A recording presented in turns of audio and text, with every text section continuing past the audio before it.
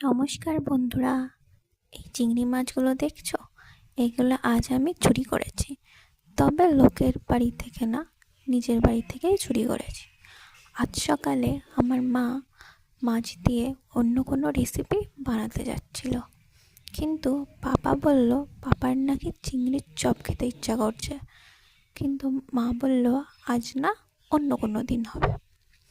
এটা শুনে আমি রান্নাঘরে গিয়ে কয়েকটা চিংড়ি মাছ চুরি করে লুকিয়ে রাখি।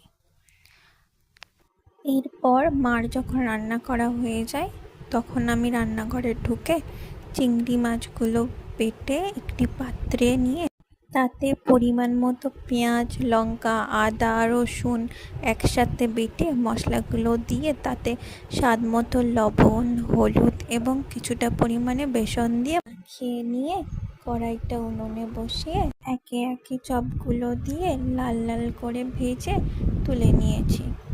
এরপর তুলে নিয়ে চপ বানিয়ে পাপাকে সারপ্রাইজ দিয়ে দিলাম।